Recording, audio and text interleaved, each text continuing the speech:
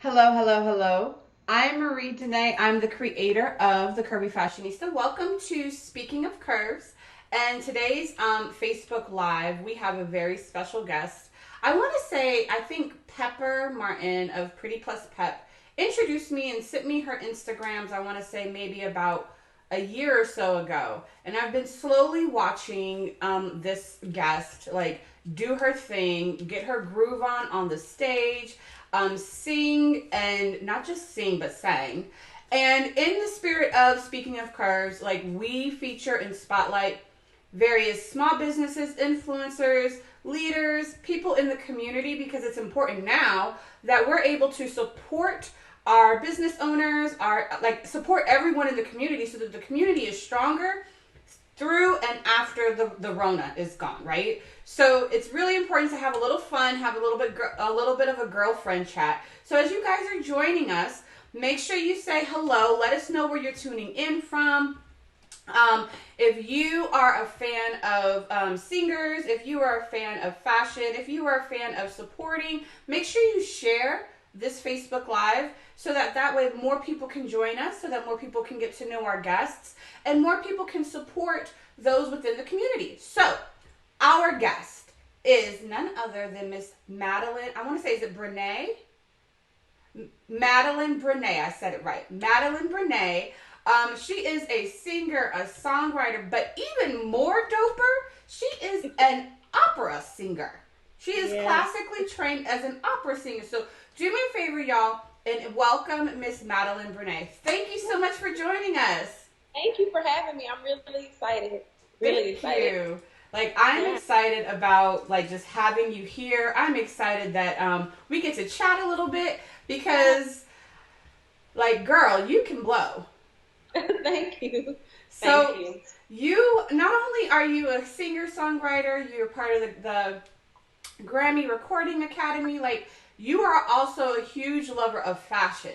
Like, one of Yeah. the things on every performance that you have, you do not hold back when it comes to your, like, you had a sequence jumpsuit on. I think that's how I found you, like in a sequence jumpsuit or something. And you were just like getting it in, and you were dancing. You was getting it in, girl. So tell us a little bit about you, like, especially like your journey with singing and kind of like, yeah, let's start there.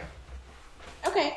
Well, I started singing when I was 3 years old, and I actually was modeling, singing, acting, doing all of that. I used to do commercials when I was younger, and I went through school competing in different things. And then when it came time for me to choose, like, study for college, I chose vocal performance. And my first year of school, I actually went to Xavier University, where I majored in music. And then after Hurricane Katrina, I moved and finished my education at SMU. And I worked professionally as an opera singer. When I got out of college, I started kind of toying with different genres of music because, of course, being from the South, I love, like, trap and, hip hop and all of that. And then my grandfathers were pastors. And so I just started kind of mixing all of this music together, and I kind of started mixing, like, opera and soul. And Okay. it had been really popular in New York. And then my singing career just kind of blossomed into modeling and influencing and fashion. And so now I've just become kind of like a more of a brand, and just kind of been able to expand my career as an artist. So it's been incredible.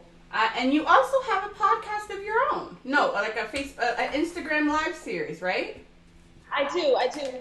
We've been it's kind of been slow, but now we are, kicking it up. It's kind of called Ahead of the Curve, and we talk to different people, not just curvy women, but just kind of like ahead of the curve in life, ahead of the curve in fashion, ahead of the curve in relationships, and it's just kind of like a, girl talk type thing, and we just have different people come on and just talk kind of like how I'm doing today. So, yeah. Well, so you don't meet too many. So I'm just going to stick on the opera side of things because you don't meet too many or see too many black opera singers, like, just keeping it 100. And so, Yeah, for sure. what interested you about opera, and Well, how did that, like, evolve for you? yeah. So when I was younger, I always sang in, like, church choir and everything, but I started taking voice lessons probably around 9. And the teacher that I had, she just gave me this random Italian song, And from then on, I just kind of had this operatic tone in my voice. And, that formal study is what kind of keeps you kind of engaged with that. And so that's just what kind of happened. It was able to give me a scholarship through school. I think that not only do we see a lot of, not see a lot of Black opera singers, but I wanted to do something a little bit different with my music and kind of fuse it into more modern things, because I didn't feel comfortable just singing like all the way opera. I didn't feel comfortable just singing all the way R&B, so I kind of fused them to kind of make a different eclectic sound. And so that is like freaking amazing. Opera, like, I mean, get it, girl. So in this journey that you've been on, like, what doors has it opened for you? So I know we talked about singer-songwriter and the Grammy Recording Academy. Like, what has that, like, really done for you? Well, being a part of the Grammy Recording Academy has been amazing, because what it is it's like an advocacy program for musicians. So it's not just like, oh, I get to go to the Grammys. It really is. I mean, you're doing meetings with Congress. You're being an advocate for education and arts in the schools. You're talking about equal pay for musicians and for artists. So it's definitely opened my eyes into just all of the different facets of performing. But in addition to that, I've also been able to meet, some incredible producers, attorneys, and all of that. Of course, I performed overseas. I did a Paris debut for New Year's last year. No big deal. No big deal. I was in Paris debuting for New Year's. Done a whole lot of stuff. I've had an amazing career, and like I said, it's been amazing, because that took me and it kind of started helping me to see how artists are really a brand. And so you have to do more than just, music. And so that's allowed me to kind of get into entrepreneurship, modeling, and all the other things I'm involved in.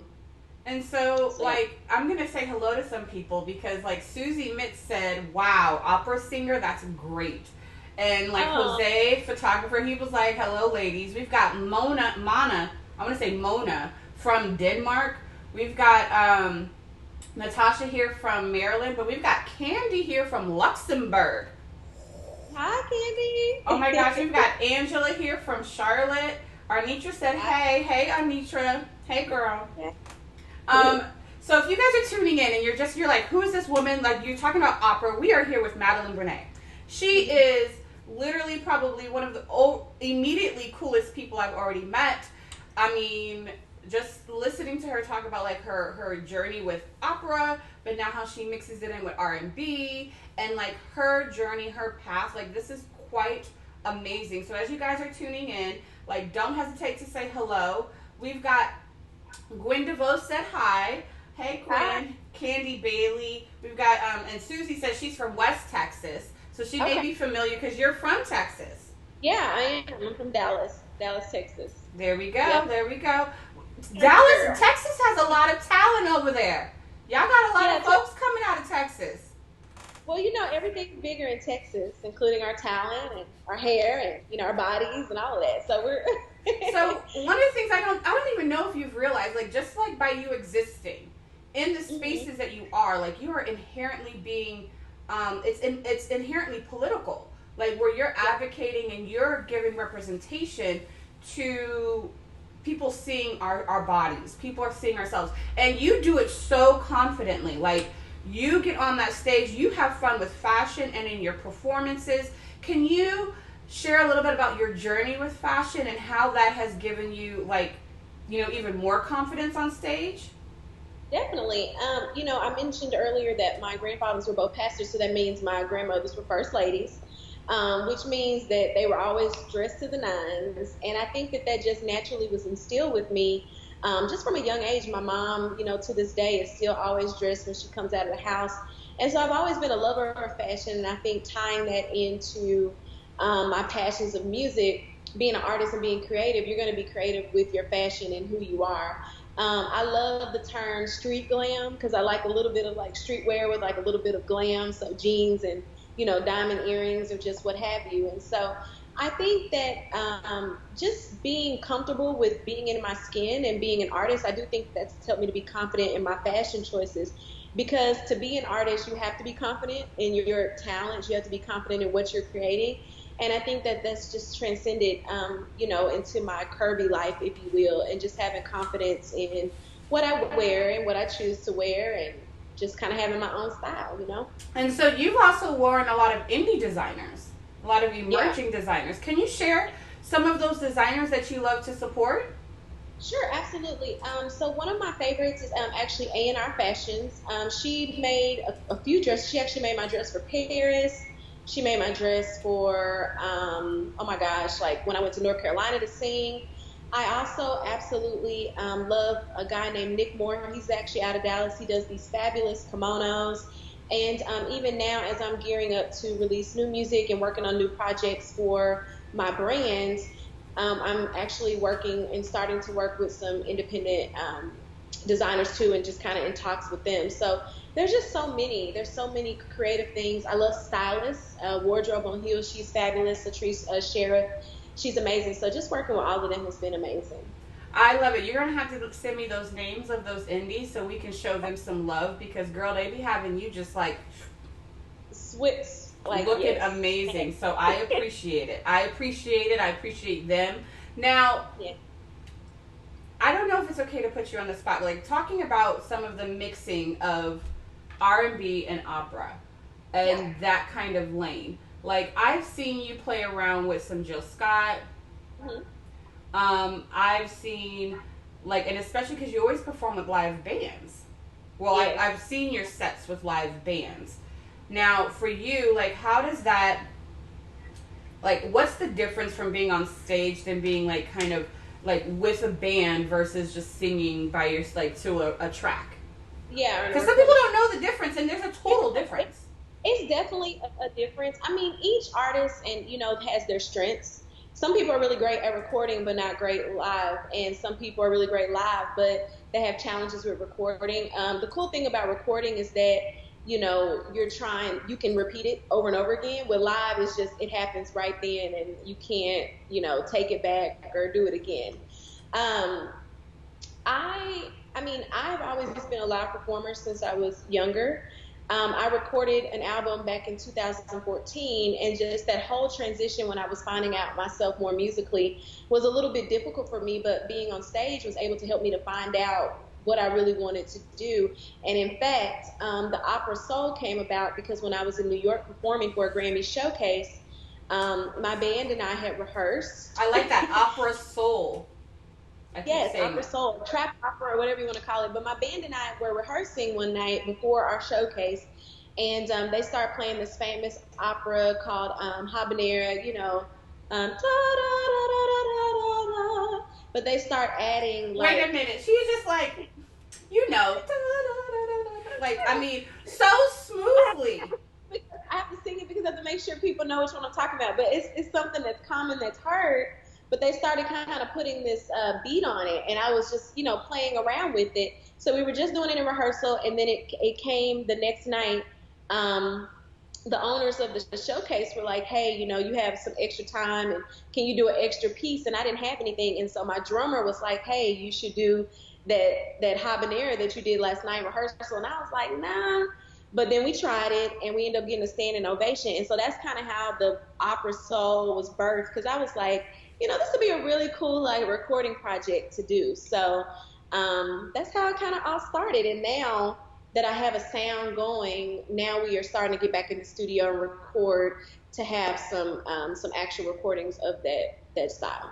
So is it too much to ask you to like sing a hook or something for us? Because now, like, I'm so totally intrigued, and I know I didn't prep you, but you just like busted that out so smoothly. I'm like, damn, she don't even need to warm up. I need to warm up. That was just a light little hum. That was a light hum. I mean, I don't know. She's like, oh no, like, well, like, what's one of your favorite, like, influences, like, your favorite singers, like, that are in, like, that soul space that you always kind of just, like, love to get down to? Because I'm like, I'm going to get a song out of you. We're going to get something from you. I'm just saying. Definitely Jill Scott. Definitely Jill Scott. And the reason why I say that is because the trajectory of my career kind of aligns with hers. She is a singer who was classically trained. She is a singer that sometimes if you ever go to her live shows, she doesn't appreciate that a lot. I'm currently loving and just I love them. Chloe and Halle, they've been really great to listen to because they also play with different genres and they have, a different sound than what you would normally hear as like traditional R&B and pop. I'm old school when it comes to like Shaka Khan, and, all those singers. So yeah, I mean, I have so many influences, so many. And then, So. and that's just in the R&B side. So, like, when you mix in, do you ever take inspiration from, like, rock or jazz and bringing those in? Right, yeah. So, like, Sarah Vaughan is one of my favorites with jazz. The reason why jazz is such a big, prominent part in what I do is because jazz is all about improvisation. So those times when I am singing, and when, we're gearing off, I'm using my jazz studies and my family being from New Orleans, kind of using those instincts and musically and to kind of play with new things and ideas. Because a lot of times, to be perfectly honest, I may just go in the studio and just tell them to press record and I just kind of start, doing whatever. And then whatever sticks, that's what we build off of for like the next single or what we're doing with our next project. So yes, Sarah Vaughan for opera, Leontine Price. I do love rock. I love Tina Turner. I love the band Journey and the Eagles. Those are some of my favorites. Oh, wow. So I really pull a lot of different sources. Yeah. And so, what is it that you have next that we can look forward to, that we can, get a tease of? Because you got to give us a little tease so folks can be like, oh shit, like, well, who's this girl?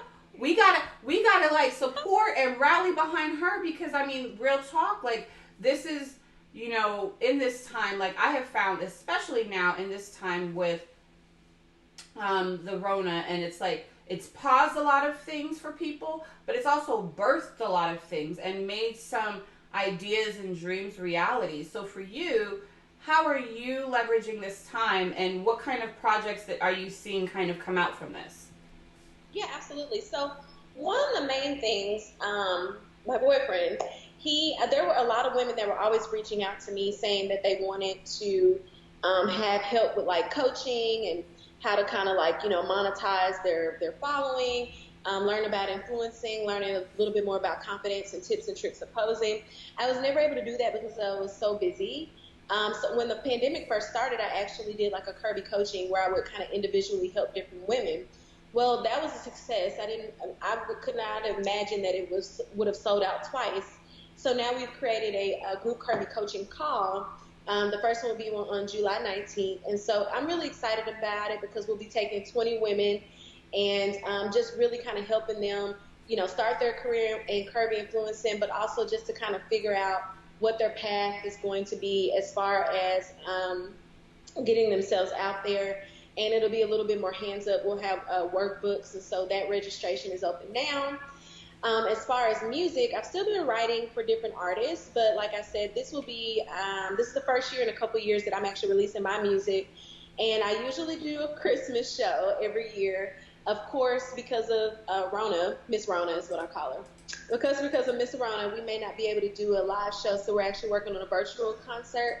And I'll be releasing a single for that too as well. So I'm really excited. I mean, we're busy. My team and I are like, we're going a little crazy right now, but it's really exciting. That's beautiful. That's beautiful because it's like you find different ways to pivot. And for you, you've really leaned into your entrepreneurial side. So now you are giving back to other women to show them how to be confident, how to learn their body and love their body and have fun while doing it. So again, what it's called Curvy Coaching. Can you just reiterate that one more time for those who are listening if they are interested in learning more?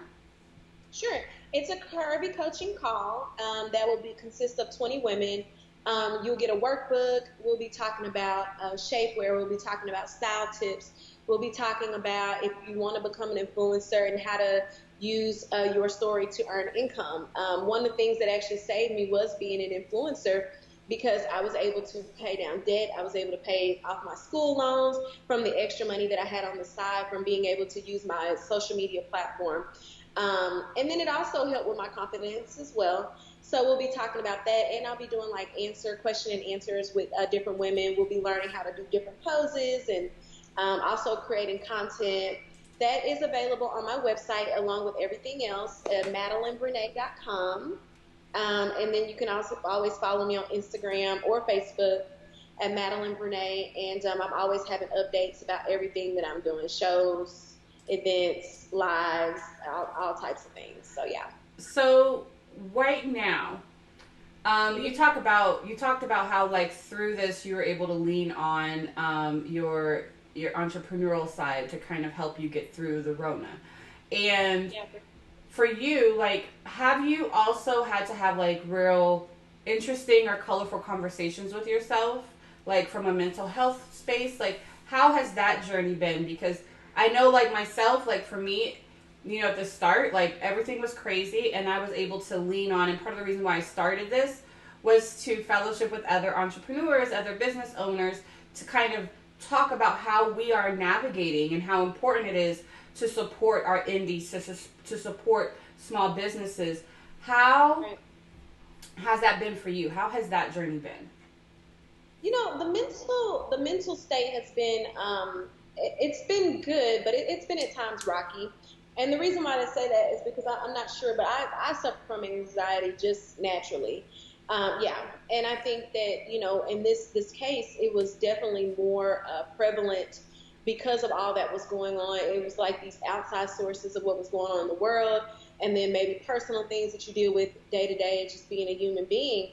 I think when it first started out, it was kind of that confusion of just not knowing what to do and not knowing how long all this was going to last.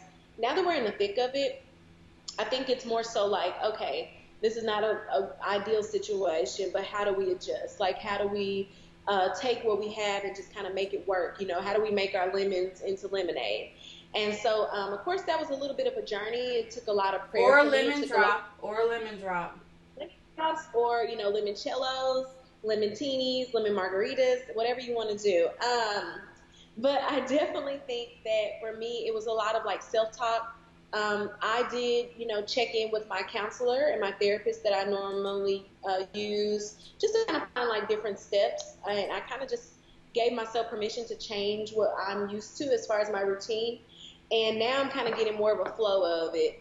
Whereas at first it was a little bit challenging just because it was such a change so quickly. Right. Such is life. So definitely writing things down, that's a good thing. And a lot of meditation and prayer for sure. Meditation. I have not done that. I have not mastered that. For me, my meditation is me on my phone playing my games. Okay. Like, I've tried, because if I just sit, my mind just goes. And trying Well, to... that's right. That's the point of meditation, though. It helps you to train your mind to stop, because my mind overacts and overthinks a lot. I find that the best time to meditate is probably in the morning or like at night before you go to bed, only because that's when your mind and your body is winding down or just waking up. And, it really does help you to just kind of get control of your mind, to kind of like ease those thoughts, because it's putting you in a place to like kind of be guided through like a little bit of, peace, if you will. Huh. Yes. I'll have to... You should do it. I'll have to try that again. Because I've tried and I have failed, and I've even tried to use apps, and I'm like, this is dumb. Like, and for me, like, where I can really slow my mind down is actually in these games. And so maybe, like, that's interestingly, like, I saw this meme yesterday when this guy was talking about when I try to meditate, and he's got, like, a song, and then, like, a game, and then, like, a song and a game, like, going through his head, and I'm like, this is me. This is exactly how I'm dealing with this. So, for those of you guys who are just tuning in, Dawn just asked more information about you. So we're here with Madelyn Brené. She's a singer, songwriter. She is an opera trained, right? Opera soul singer. And she is one to know and one to watch, because her journey, like, even though she's been doing it for a while, like, she's about to hit that, like, shoo, and you can be like, oh my God, we had her on the live. So, let everyone know, like, how and where they can reach you. Yeah, sure. So, I'm on all social media platforms. My largest one being Instagram, Madelyn, MadelynBrene. And then everything, you can find all of my information as well on my website, which is www.madelynbrene.com. And I'm always, you follow me, I'm always posting, whether it's fashion or, just lifestyle stuff, working out, just trying to encourage people to be more positive. And I also will be posting firsthand, if you subscribe to my website, all of the new dates and things that I have coming up for music and virtual, concerts, conferences, modeling things, just whatever I have going on. So, yeah. Okay. So, my last question to you. Like, if you could do a duet, or if you could have your perfect dream track, who would be on it? Ooh, that's a good question. Right now, you wanted somebody current or just whomever? Girl, it don't matter. It's your dream track. I've always, like I said, I love Chloe and Halle because I love what they're doing. I love Leslie Odom Jr., which is a Broadway star. He's awesome. He's in Hamilton and things. Yes, I know exactly what you're talking about, girl. Cynthia Erivo, I love her. There would be so many. I don't know if I could pick one. Maybe I would just do a track with everybody on it and just have different sections of the song, But like I said, even before, doing something with Jill Scott would be absolutely amazing. So that would be also a dream of mine because I really followed and kind of just, she's been like a big role model of mine for sure. Now, I didn't ask you this, and I know I said that was the last question, but I lied. Broadway or theater? Like, do you ever see yourself venturing into that space or testing it out too? Well, I actually started with theater, theater and musical theater and opera on stage. That's definitely what's given me the stamina and the performance expertise that I have even with my music. But yes, I've done theater. Actually, my last show was about 2 years ago. I still have some theaters that I work closely with, and so whenever they need something, they may call me and say, hey, Madelyn, we need this. I definitely would do Broadway and some more musical theater at some point. We're looking into that, of course, when everything opens up. Right. But I've actually written even a one-woman stage play that I did probably about 5 years ago. So I've done. Look at you! I'm so excited for you. Yeah, thank you. You just keep pulling things out of your here's this and here's this. Yeah, it's funny because when you go back, when my PR, when we were going back and writing my bio and my resume, it was funny because it was there were so many things I had to take out because we had so much, but it was a blessing to see because I think we forget about all that we've done and what we've done to get to this point. So yeah, I've done it all. Film, commercials, theater, modeling, hosting. I've done it all. Writing, composition, all of that. So. And so you said you've been writing songs. Is there any song that we may know that you could share? Well, there are some songs, but I'm a ghostwriter, so I can't really talk. Okay. So it sucks because sometimes you may hear it on the radio and you're like, you're like, that's me. Yeah, but you can't say it. So, but I've definitely been lucky to work with some really incredible artists and some really incredible people. So I'm just excited about my music and getting it on out there so that I can go to the next steps of my goals and my journey. So yeah, I'm excited. Well, I'm excited for you. I'm excited to see this unfold. I'm excited to see your journey. And I'm probably going to just right before we wrap up, I'm going to ask you again, will you give us a little something so people can see and hear? I have no warm up. I don't even know what to sing. Let me see. I'll do a little bit of the habanero I was doing. Okay. I'll try. I like that.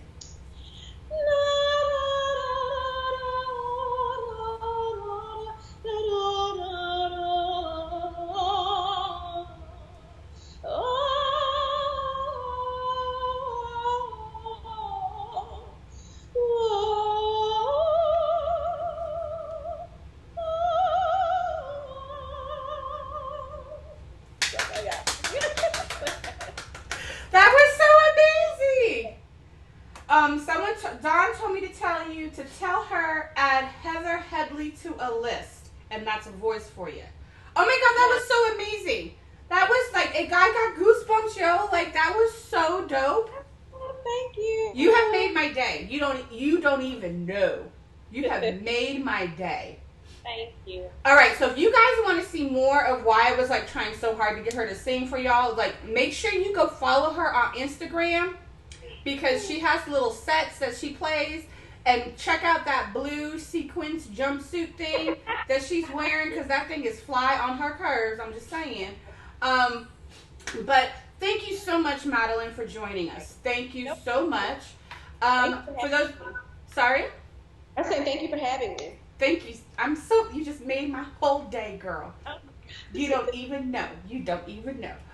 Okay, so for those of you guys who are tuning in, we are here. We are just wrapping up our interview with Madelyn Brené here on Speaking of Curves. She is a classically trained opera singer who is now doing opera soul opera. It's a new thing she's coining, right? Opera soul opera. Okay. Mm-hmm. Well, opera soul.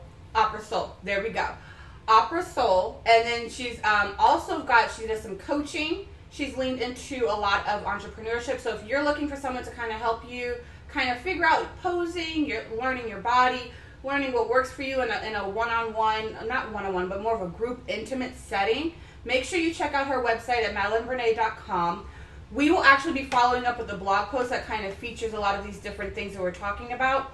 We'll also have some clips from Instagram that I was like talking about. I'll make sure I'll put that in the article. But we do these Facebook Lives, Speaking of Curves, every Tuesday and Thursday, featuring various designers, boutique owners, influencers, performers, people you should know in the industry that we should support now, so that we can make sure that our industry is just as strong on the other side of the Rona, right? So thank you guys so much for tuning in with us. Have an amazing day. Thank you, Madelyn, and don't hang up, okay, girl? I won't. Bye, y'all.